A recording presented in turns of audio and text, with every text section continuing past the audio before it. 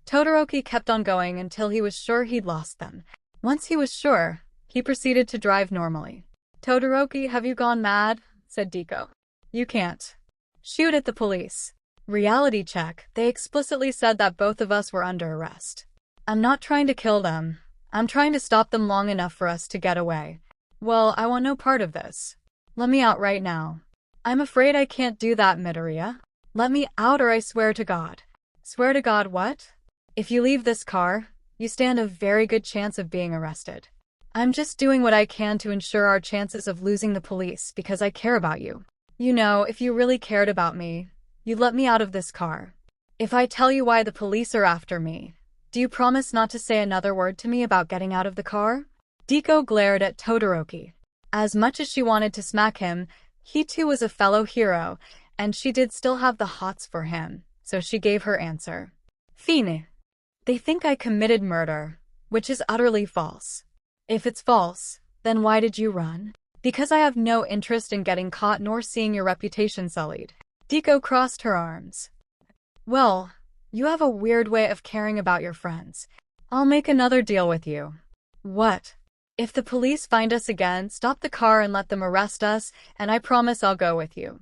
I'll even try to get a good lawyer for both of us." "Deal." Todoroki shook hands with 𝗧𝗪𝗏. Then, around East 25th Street, they ran into traffic. "Great," said Todoroki. "Now they'll catch us for sure." 𝗧𝗪𝗏 crossed her arms. "Well, considering what you put me through, you deserve it." Todoroki glared at 𝗧𝗪𝗏. "Is that the way you treat all your employees?" "Only the ones who show a reckless disregard for the law as well as civilians' health and well-being." "Be careful what you say next, Midoriya. I might just reconsider every kind thing I've ever done for you." "Right back at you, Todoroki." And so, Todoroki and 𝗧𝗪𝗏 did their best to navigate NYC traffic, hoping that the NYPD wouldn't catch up to them again. Thus far, things were going well for them, but Todoroki kept a watchful eye out just in case. Meanwhile, 𝗧𝗪𝗏 was left wondering a number of things as she went along with this wild ride. Why he didn't disclose any of this earlier, why she didn't do a more thorough background check on him, and why she was even going along with him on this ride. Sure, he was devilishly handsome, but was getting arrested worth a slice of hot loving? 𝗧𝗪𝗏 wasn't too sure, but so far he hadn't attempted to harm her, and all of his nonverbal cues indicated that he genuinely cared about her, so maybe he was a good guy after all. Then, around 52nd Street, 𝗧𝗪𝗏's danger sense was aroused, and her and Todoroki saw an oncoming helicopter with its spotlight shining, and soon enough, it fixed the spotlight on the Oldsmobile. "Damn it," said Todoroki. "Todoroki, you'd better surrender." "Hold on, I think the traffic's clearing up." The traffic was indeed clearing up, and as soon as Todoroki had an opportunity, he put the hammer down again and sped on past the traffic. Unfortunately for him, he attracted the attention of another NYPD Highway Patrol RMP. Just like last time though, he fired a few shots at it with his Model 29 and put it out of action. However, there was still that chopper to worry about, plus an all-new problem, a black Dodge Charger with red police lights. Todoroki recognized this as one of the NYPD Highway Patrol's unmarked interceptors and knew that not even his Oldsmobile could outrun them. Adding insult to injury, a race red Ford Mustang was joining the chase as well, which he figured belonged to a pro hero. "Midoriya, take the wheel." "What?" "Just do what I say. I'll be back soon enough." Todoroki unbuckled his seatbelt and hopped out the window of his car, upon which he began ice surfing. By now, the Charger Interceptor was right on his tail, so he drew his Model 29 again and shot out two of the tires, causing it to skid out and nearly hit the Mustang. Sure enough, there were two pro heroes in the car, one of whom used a grappling hook quirk to latch onto the Oldsmobile and pull the Mustang closer.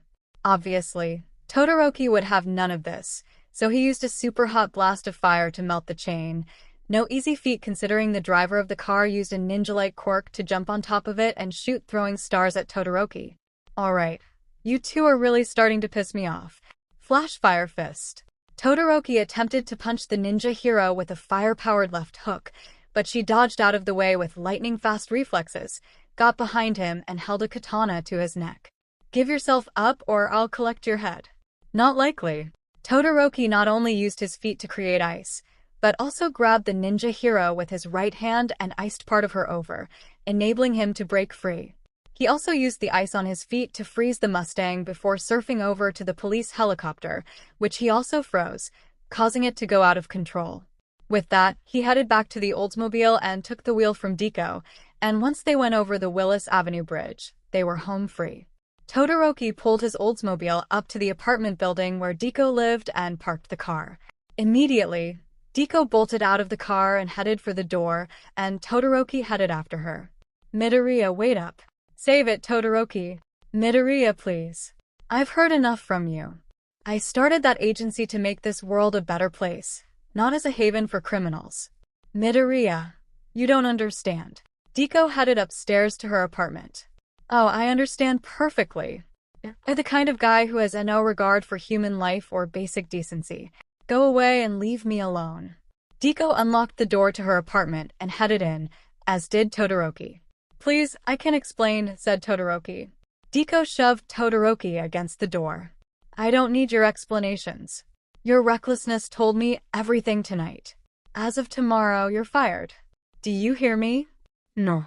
"Midoriya, before you do anything you regret, I beg you, hear me out." Deku glared at Todoroki, still keeping a death grip on his collar. She still wanted nothing to do with him, but her heart was telling her that she should at least hear what he had to say. "This better be good," said Deku. "My father was once the #1 hero in 𝗬𝗲, taking over after All Might's retirement. One night, he was conducting a raid on the League of Villains hideout. Unfortunately, he was betrayed and killed by one of his sidekicks. Sure, I hated the man for how he abused my family and I, but he was still my father, and I wanted nothing but vengeance against his killer. After weeks of searching, I found the man who did it and put a bullet through his head.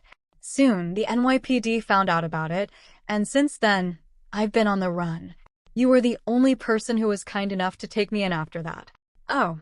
Deku relaxed her grip a bit, and Todoroki put his hands on her shoulders. "Midoriya, the day I first met you, I was entranced by your otherworldly beauty.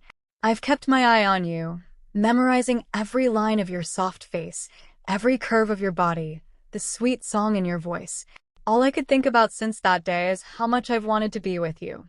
Even if you hate me for what I put you through tonight, it won't change how I feel about you or how much I admire you, or the fact that I think you're the most beautiful woman in the world. I would die for you. Izuku Midoriya, I love you." Todoroki pulled Deku in and kissed her. She gasped for air the moment his lips met hers and flailed around a little. On one hand, she still didn't want anything to do with him after the high-speed chase they'd been involved in, but on the other hand, he did sort of save her life tonight, and she did think he was devilishly handsome, no pun intended, so she wrapped her arms around him and surrendered to his strong embrace. While he wasn't the first guy she'd been with, he was thus far the one she felt that she could trust the most. All she could think about right now was how lucky she considered herself and how happy she was that he'd come into her life. As if disco dancing hadn't been enough, he'd given her more excitement in one day than she'd seen in most of her life, and she wanted him to lay her down on her bed and do nasty things to her. As she broke away from the kiss, she let him know exactly what she wanted. "Todoroki, make love to me." And that was exactly what Deku and Todoroki did that night, not caring about anything else. Deku awoke the next morning to a strange sensation on her neck, and she looked over, only to notice Todoroki nibbling on her neck, moaning as he did so. "Todoroki." Deku slapped Todoroki until he dislodged himself from her, much to his confusion. "Why did you do that? Look, I know you're weird, but do you have to be that weird? But I enjoy nibbling people's necks. I'd love to have you nibble mine too." "Well, next time, ask permission before you do that." Todoroki smiled. "Love you too, Midoriya." Deku stared at Todoroki. Then she broke down smiling herself. "Oh, I can't be mad at you. Even if you did get me involved in a high-speed chase last night, making love with you was one of the happiest moments of my life." Todoroki raised an eyebrow. "Really? Really? Now come on, let's get breakfast." After getting dressed, Deku fixed breakfast for both of them, namely chicken and waffles, which Todoroki expressed his approval of. "This is very delicious. I'm surprised no one's made you their wife yet." Deku giggled. "Oh, stop. What? Were you born this much of a flirt, or did you learn it somewhere?" Todoroki shrugged. "I don't know. I guess I can't help myself around women I like. I'll say. Ďeko and Todoroki continued eating their breakfast. Then, Ďeko frowned and sighed. Midoriya, what's wrong? Why are you sad? Oh, nothing. I just recalled a traumatic event. You don't have to talk about it if you don't feel comfortable. I'm here for you if you do decide to talk, though. Ďeko gulped. Todoroki, this isn't easy for me to say, but I met Captain Famous before he died. We went out to a bar together, and afterwards, he tried to rape me. I still have nightmares about the incident, and I feel so guilty and worthless because of what happened. A few tears formed in Ďeko's eyes. As for Todoroki, he sat there frozen, shocked that anyone could have done anything like this to such a nice young woman. Nevertheless, he knew what to say as he got up from his seat. Ďeko, I'm sorry that happened to you. Todoroki put a hand on Ďeko's shoulder. I don't know what it's like to go through something like that, but it's not your fault. If you need anything from me, anything at all, I promise, I'll always be here for you. Ďeko got up from her seat and looked Todoroki square into his heterochromic eyes. Oh, Todoroki. Ďeko gave Todoroki a big hug and cried.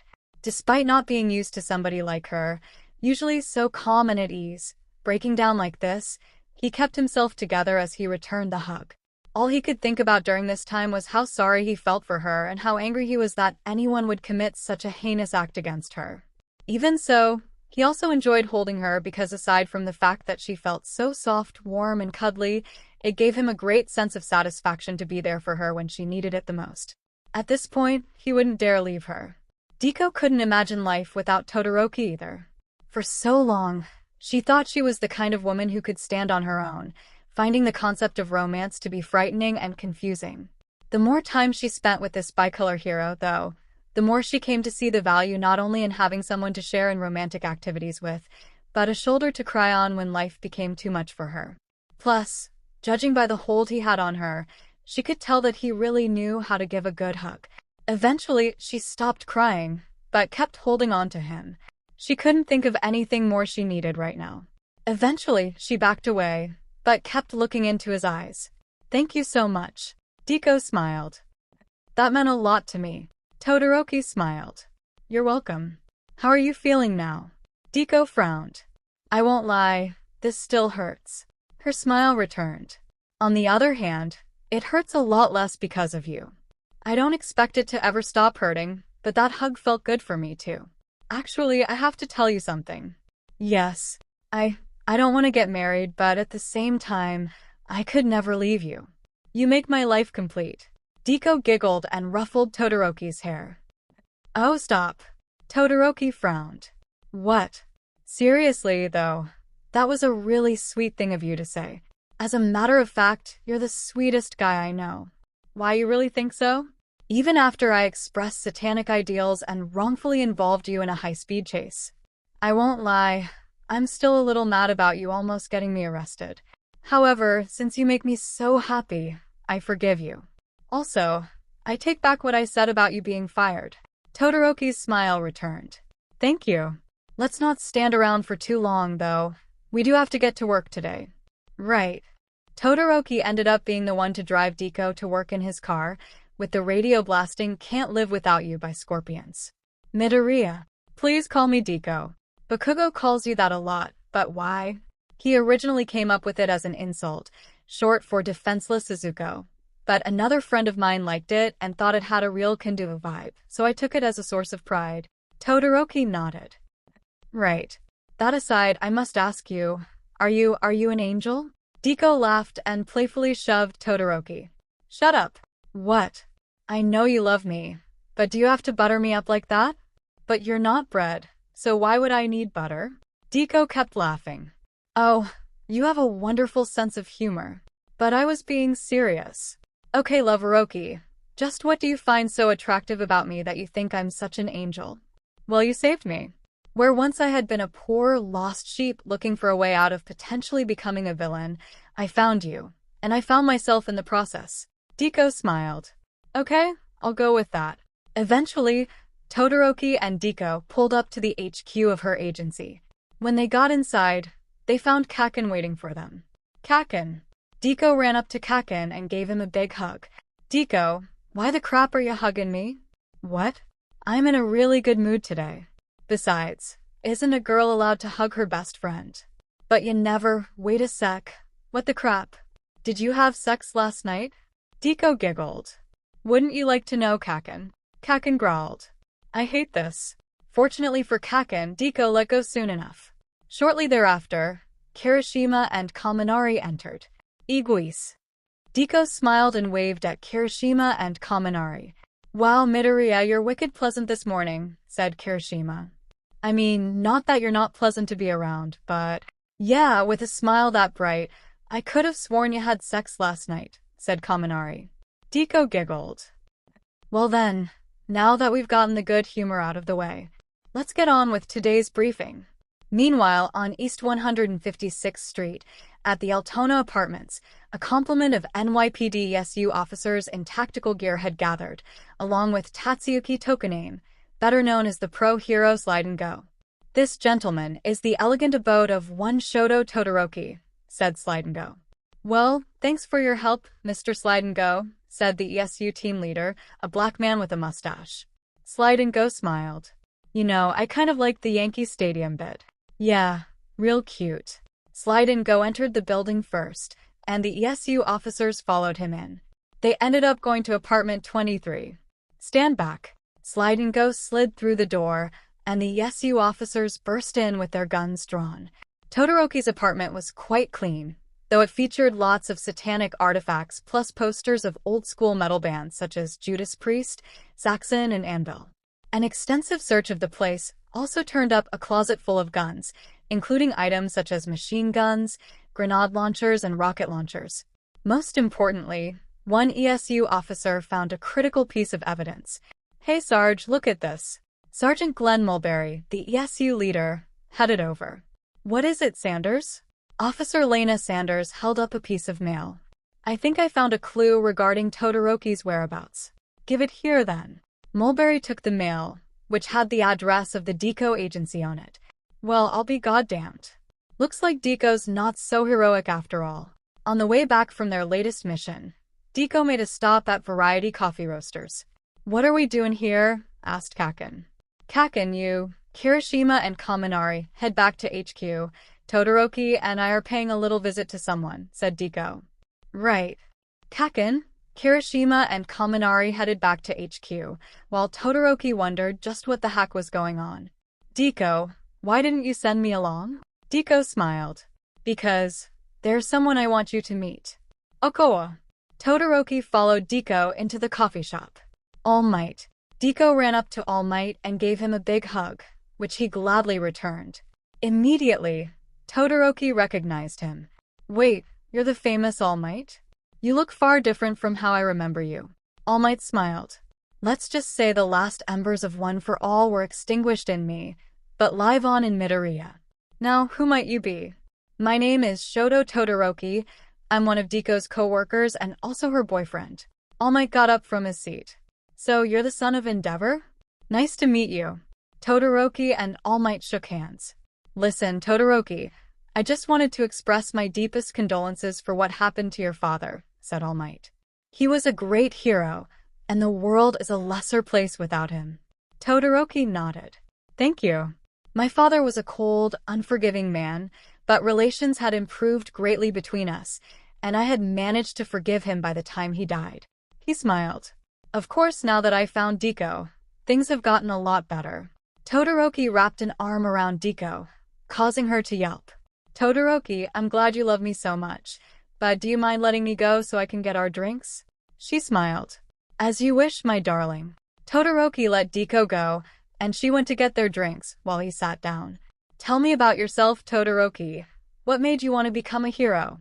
Asked All Might. It wasn't so much a want so much as my father forced me into it because he wanted me to be a weapon to surpass you.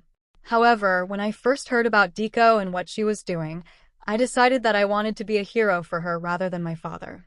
I've always thought she was the most beautiful woman in the world, but until recently, I never thought I'd have a chance with her.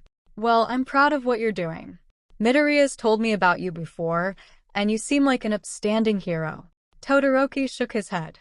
Too bad the NYPD doesn't see it that way. All Might leaned in closer. Why, what's the matter? After my father was killed, I found the man who did it, a former sidekick of his, and killed him out of revenge. Since then, the NYPD's been trying to arrest me for murder. Why don't you turn yourself in then? I can get you a good lawyer. Todoroki glared at All Might. I'll turn myself in when I'm dead. All Might said nothing else about the subject, though he had a feeling that 𝗃𝗀 was in for a hell of a ride. After coffee, 𝗃𝗀 and Todoroki headed back to HQ. The rest of the gang was waiting for them. Any updates, Kaken? Asked 𝗃𝗀. Kaken shook his head. Nothing yet. Kaminari and I got nothing either, said Kirishima. Do you mind if I ask who you were going to meet? Asked Kaminari. Oh, just an old friend, said 𝗃𝗀. Is this who I think? 𝗃𝗀 smiled. Yes, Kaken, it is. Figures. Well then, now that we've gotten that out of the way, let's. Just then, there was knocking on the door. I'll get it. 𝗃𝗀 headed to the door. Who is it? 𝗃𝗀, this is the NYPD. Open up. 𝗃𝗀 peeked through the peephole in the door, and sure enough, she saw some NYPD SU officers standing there. Excuse me, but what is this about? Just open up, we want to talk to ya. Ok. 𝗃𝗀 cautiously opened the door, and the SU officers burst in with their guns drawn, much to her chagrin. Hey, 𝐒𝐻EY. What the hell is this about? 𝗃𝗀, you and all your fellow heroes are under arrest for harboring a known criminal, said Sergeant Mulberry. What the crap? Exclaimed Kaken. We don't have any known criminals here. For your information, Shoto Todoroki is wanted for first-degree murder, resisting arrest, assaulting a pro-hero, and wanton motor vehicle assault, said another SU officer. Kirishima's eyes widened. What? No way. Yeah, Todoroki's not the kind to hurt other heroes, is he? Kaminari put his index finger on his chin. We have evidence that proves otherwise, said Mulberry. I don't care much for your so-called evidence, said Todoroki. Prepara tudi, asshores. No, Todoroki. 𝗃𝗀 put her hands out, palms facing forwards. All right, officers, we'll come quietly. As much as they didn't want to do so, Todoroki and the rest of the Hero Enforcement Regiment obeyed 𝗃𝗀 and let the officers cuff them and give them their rights. 𝗃𝗀 and company were taken down to the 40th Precinct House on Alexander Avenue, and after being booked, they were locked in a special holding cell for people with quirks. Located underground in what used to be a Cold War bomb blast shelter, it was secure enough to hold even the 9th holder of One for All. Fortunately for them, they were kept in a separate cell away from would-be villains. However, even this was not enough to placate Kaken. What the crap, Todoroki? Why the crap didn't you tell us you were a villain? Todoroki crossed his arms. I strongly resent being called a villain, Bakugo. The truth is, the NYPD wanted to arrest me simply for killing the man who murdered my father. Kirishima's eyes widened. Whoa, heavy. Why the crap didn't wife tell you us before? Yelled Kaken. Todoroki loosened his stance. Well, at first I was afraid. I was petrified. And no quoting songs either. 𝗃𝗀 put her hand down on Kaken's shoulder. Kaken, enough. I'm sure Todoroki had his reasons for not disclosing his criminal record, even though I wish he would have done so sooner. Todoroki averted his gaze. I'm sorry I didn't disclose that sooner, 𝗃𝗀. I tried, but I never got a good opportunity. 𝗃𝗀 gently put her hand on Todoroki's shoulder. It's okay, Todoroki. You did what you had to. Considering how you saved my life recently, I couldn't be mad at you. Saved your life, said Kaminari. What do you mean, Midoriya? 𝗃𝗀 frowned and cleared her throat. Everyone, there's a confession I have to make. It's about Captain Famous. What about him? Said Kirishima. The night that he died, I met him at a local bar, and we had a fun time. But then when I walked home with him, 𝗃𝗀 started forming tears in her eyes. He tried to rape me, and I accidentally killed him. Kaken, Kirishima, and Kaminari let out simultaneous gasps when they heard this revelation. Oh my god, exclaimed Kaminari. Kirishima clenched his fists. That bastard. He used to be one of my favorite heroes. Now I see why you founded this agency in the first place, Midoriya. Kaken, however, as explosive as he was, had a different approach to the situation as he calmly walked up to 𝗃𝗀 and put his hands on her shoulders. Deku, I know you and I haven't always seen eye to eye, but I'm gonna say this. As much as I hate your guts, and no one should touch you like that. You deserve better than that. If you ever need to talk about this, I promise I'll listen. You're my friend, Izuko. Deku held her hands up to her mouth. 𝐒𝐫𝐽𝐽. Deku broke out crying as she gave a big hug to 𝐒𝐫𝐽𝐽. Despite being shocked by the whole thing, he gratefully returned her gesture. Even if he had treated her like garbage because he thought of her as a weakling and then became jealous of her power, she was still a valued friend. She had done so much for him, and he just wanted to make up for every wrongdoing he ever committed against her.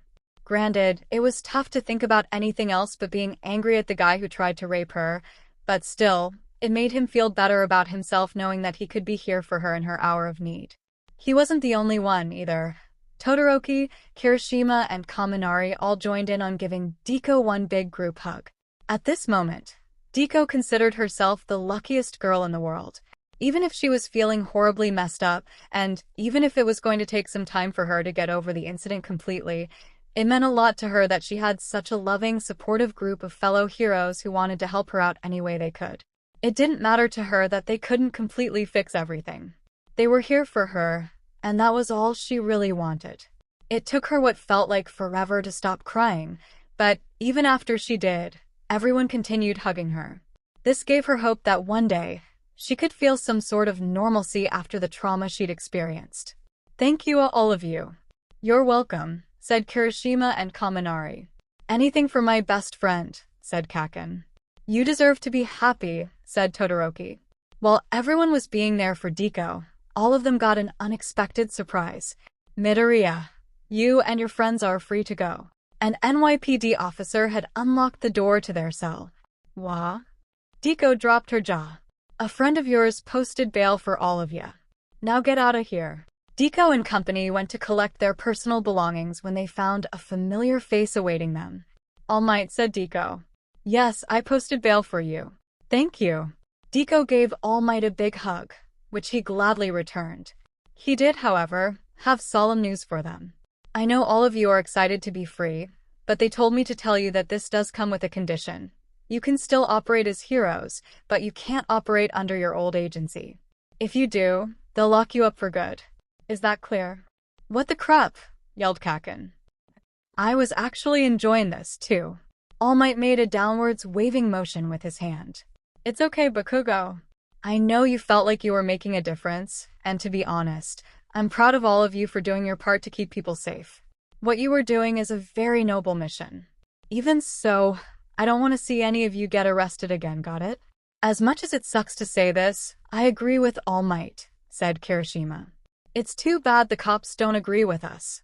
But how are we gonna stop corrupt heroes now? Asked Kaminari. Well, I have all of your numbers and you have mine, so we can stay in contact, said Deku. Even if we can't legally operate as the Hero Enforcement Regiment, I'll figure out some way to clear our names.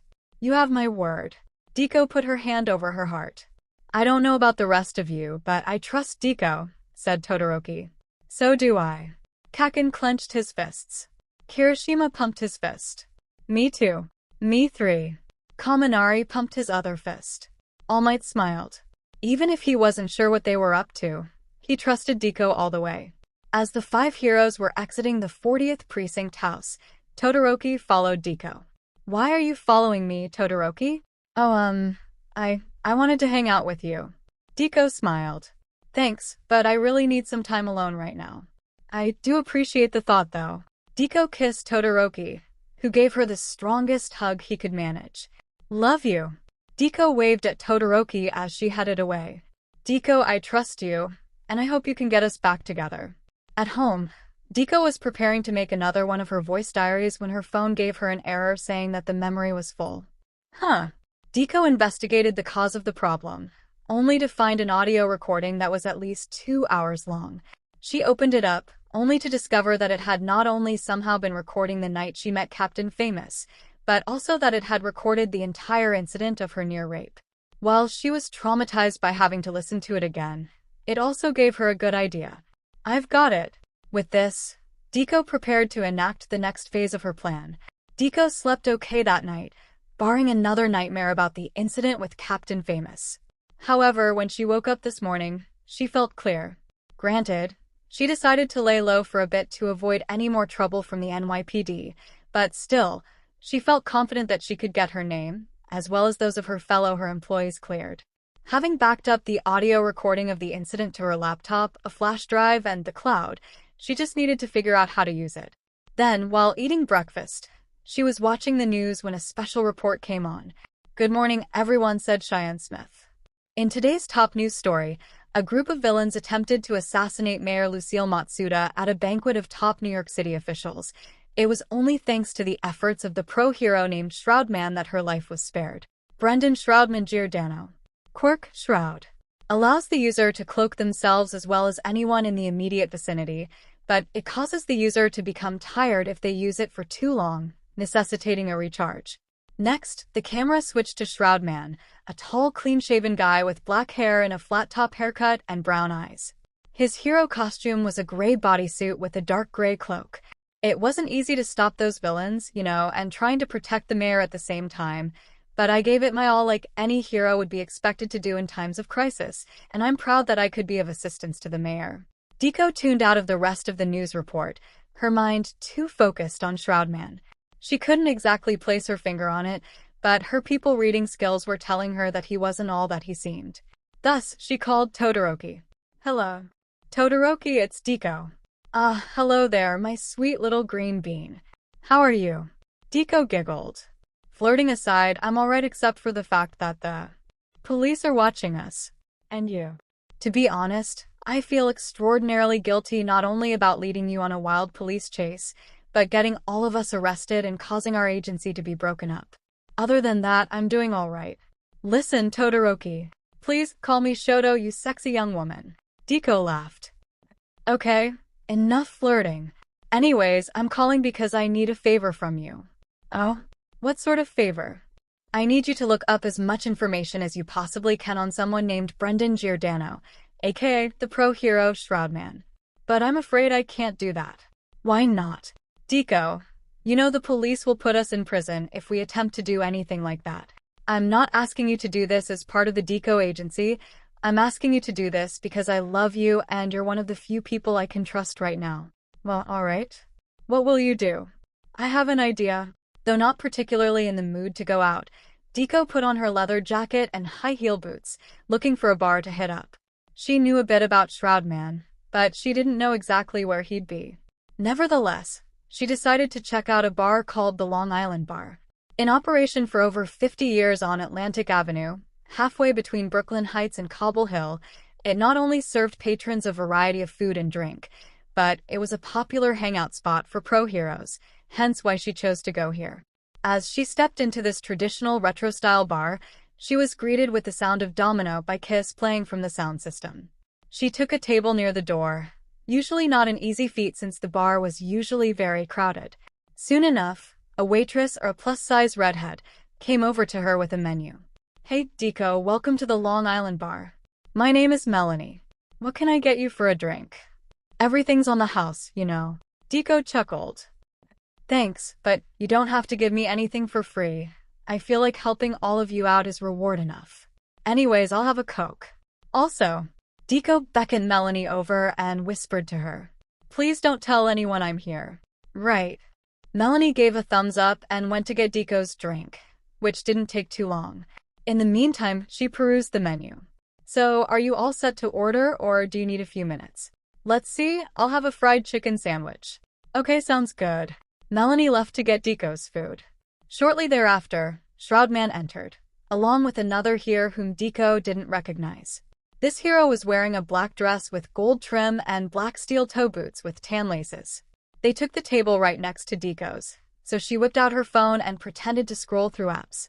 In reality, she was recording 𝗬𝗵𝗲 and the other hero, hoping to get some crispy, juicy nuggets from them regarding Mayor Matsuda. "So how'd it go, 𝗬𝗵𝗲?" "Not bad. The public fell for that hook, line, and sinker." "How's your end holding up, Black Hole?" "So far so good. If I can work out a few specifics, and if I can sort a couple of things out with Coagulator, then our plan to assassinate the mayor should go off like clockwork." Hey, keep it down. You want to give the game away?" It was too late.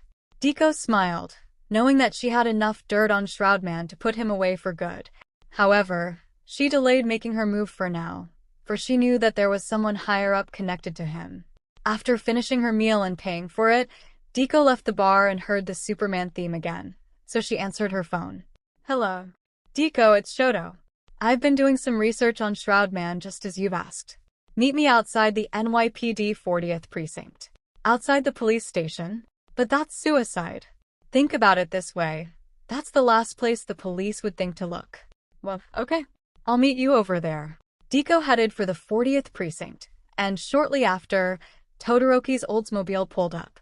Get in. Todoroki got in the car, and they drove off while Swords and Tequila by Riot was playing over the radio. What do you have, 𝗬𝗪? I got as much as I could on 𝗬𝗵𝗲. He's an employee of the No Sweat agency, headed by a man named 𝗵𝗃𝗄𝗏, better known as the pro hero coagulator. 𝗬𝗵𝗲 was embroiled in a scandal a few years back where it was alleged that he beat his then-girlfriend, but he was released on a technicality. Coagulators know better either. According to what I found on him, he was supposedly involved in a money laundering scheme with a Mexican cocaine cartel, but the police could never quite find enough evidence to make a solid connection. There's more stuff in this envelope. Todoroki handed 𝗧𝗪 a manila envelope, which she opened and perused as he drove her to her apartment. When he stopped, she put everything away. Thanks for the ride, 𝗬𝗪. Todoroki smiled. You're always welcome, 𝗧𝗪. 𝗧𝗪 and Todoroki kissed each other. Oh, and you and I never had this meeting, okay? Said Todoroki. 𝗧𝗪 smiled and gave a thumbs up. You can count on me. After 𝗧𝗪 and Todoroki parted ways, 𝗧𝗪 put on more formal attire, a dark blue suit jacket and matching pencil skirt, a white blouse and dark blue high-heel shoes. She also tied her long, fluffy 80s-style hair into a bushy ponytail and then made a call to City Hall. New York City Hall. Hi, this is 𝗧𝗪. I'd like to see Mayor Matsuda. She's in a meeting right now. You'll have to wait. It's really important that I see her, but if you insist, I'll wait. Please get a spot for me after she's done, okay? The receptionist smiled and nodded. I'll see what I can do. 𝗧𝗪 hung up and sat around for a little bit until her phone rang again. Hello. 𝗧𝗪, this is the mayor's office. Mayor Matsuda will see you now. 𝗬𝗏.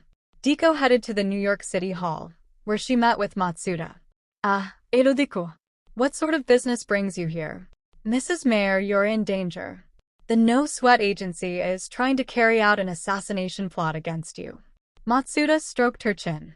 That's certainly a terrifying prospect. I presume you have evidence to back this up. 𝗧𝗪 pulled out her phone. This is a recording of a meeting between 𝗬𝗵𝗲 and another hero. 𝗧𝗪 played the video she'd recorded earlier. Matsuda's eyes widened when she saw it. Seems overwhelming. I'm in your hands. What will you do now? Before I do anything else, there's something else I should show you. 𝗧𝗪 played the recording of the incident with Captain Famous, edited to remove extraneous data, of course. Oh my dear, exclaimed Matsuda. I'm sorry you went through that. Mrs. Mayor, with all due respect, I would like you to reauthorize my agency's right to operate so that we may take down the No Sweat agency.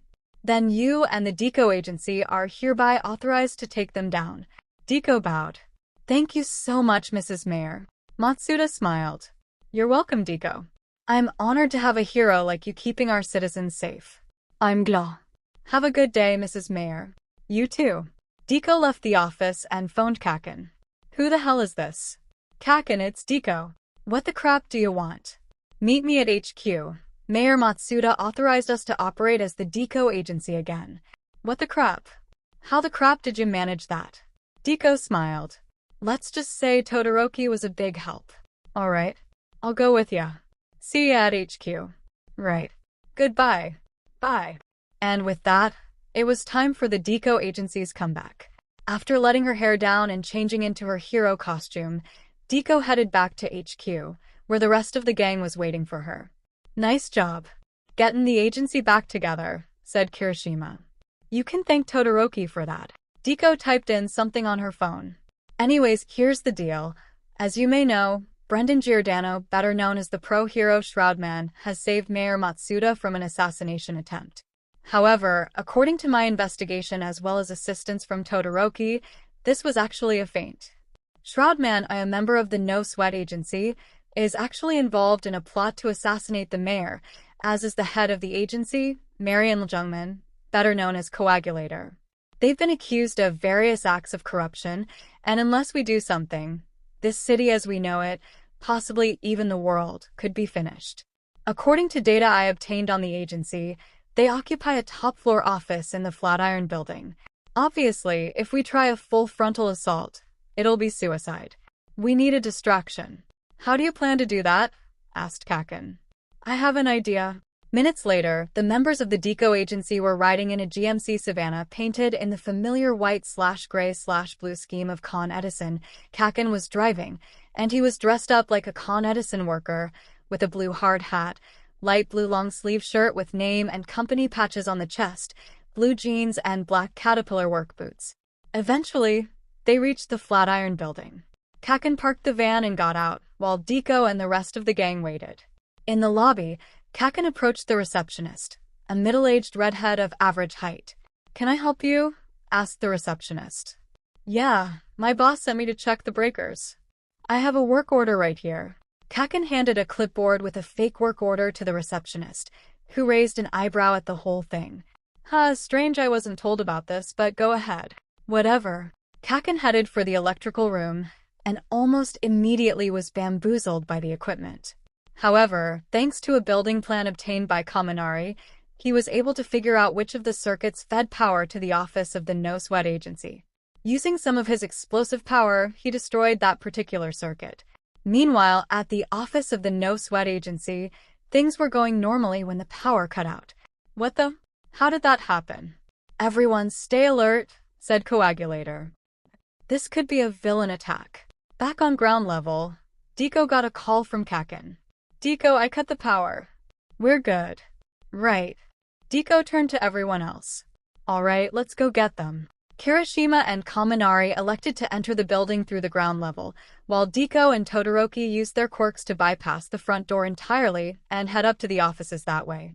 Once they got to the floor that the 𝗬𝐂𝐻 agency was located on, 𝗃𝐿 used a Detroit smash to break through one of the windows, and Todoroki blew out one of the windows with his Model 29. The heroes of the 𝗬𝐂𝐻 agency, not expecting this, were caught off guard when they entered the building.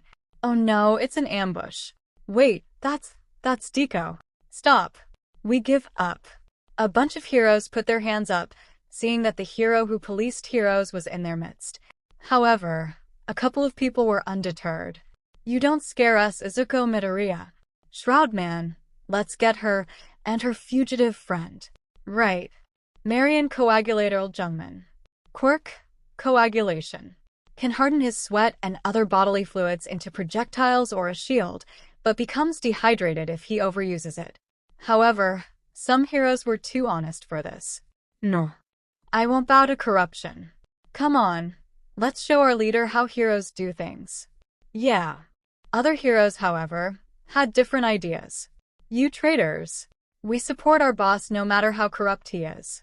Let's kill them." Thus, the office broke out into mass bedlam, with hero going against hero, friend turning into foe. However, seeing as he had 𝗬𝗵𝗲 colluding with him, Coagulator was making short work of the rebel forces, as was Black Hole. Stephanie Black Hole Jansen. Quirk, Black Hole. Can summon a black hole, but only one at a time. Also, larger black holes require more time to summon. "Shoto, that woman in the black dress is on Coagulator's side," cried 𝗃𝐿. "Stop her." Todoroki swung his Model 29 around quickly and took aim at Black Hole. However, she was able to create a black hole before he blew her head off. "Deka, I'm falling." However, 𝗃𝐿 wouldn't let Todoroki get sucked in. She used Black Whip to pull him away. It was a bit difficult considering the force of the black hole, but she managed it. By now, any heroes who could stand up to Coagulator and 𝗬𝗵𝗲 were either dead or incapacitated, which would have been a major problem for 𝗃𝐿 and Todoroki had Kaminari, Kaken, and Kirishima not joined the fight. "Alright, watch me clear this place out." 1,000,000 volts. Kaminari unleashed an electrical storm on the members of the 𝗬𝐻 agency. While he got most of them, 𝗬𝗵𝗲 and Coagulator had been protected by the latter's shield. "Duh-ha-ha. What the crap," exclaimed Kaken. "Nice job, Pikachu." While Coagulator was still firing off sweat projectiles, Todoroki used his ice as cover, and Kirishima used his quirk as protection too. "Midoriya, got any ideas?" said Kirishima. "I don't think I can hold this guy off for too long." "Hold on." 𝗧𝗪𝗏 dug in her tool belt and pulled out a pair of infrared goggles, which, when she put them on, saw right through 𝗬𝗏𝗏's quirk. Immediately, she used Black Whip to pull him away. "What the hell?" exclaimed Coagulator. Holstering his Model 29, Todoroki had an idea for a finishing move. Michigan Ice Monster Smash. Forming some ice around his right fist, Todoroki delivered a powerful haymaker, which not only cut right through Coagulator's projectiles, but also froze him like a popsicle. Todoroki huffed and puffed a bit, relieved that he was still alive. "Deku, I got Coagulator. How's Shroudman?" "He's been apprehended." "Kaken, damage report. Doesn't look like a lot of these assholes made it. We're gonna need a good supply of body bags.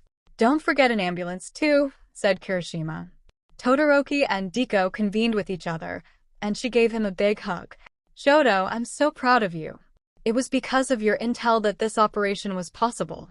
Todoroki smiled. "You did some good work of your own, my dear green bean." "Oh." Eventually, Deku and Todoroki let go.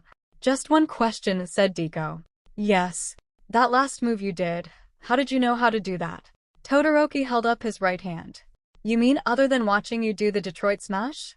"Well, I figured that if I could use my Flashfire Fist, then the same thing should be possible with my right side."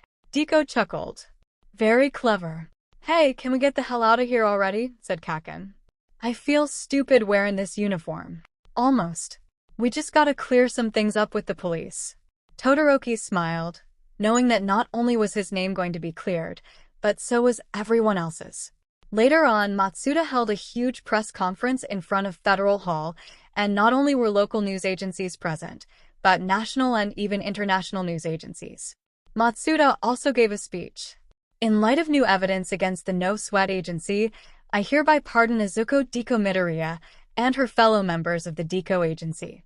It was thanks to them as well as the decisive actions that they took that we can walk the streets without worrying about whether or not we can trust pro-heroes, and I am grateful that they saved my life.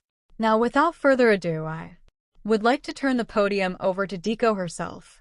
Everyone gave Deku a round of applause, while she stepped up to the podium as if she'd awaited this moment her whole life.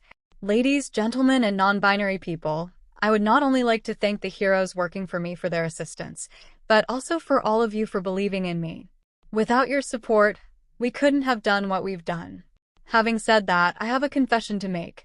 This isn't easy, but I was with Captain Famous the night that he died. I was walking to his place with him, and he tried to rape me." Naturally, a huge collective gasp emanated from the crowd. Deku continued. "I know this may be hard for all of you to believe given how well-liked he was, but it's the truth.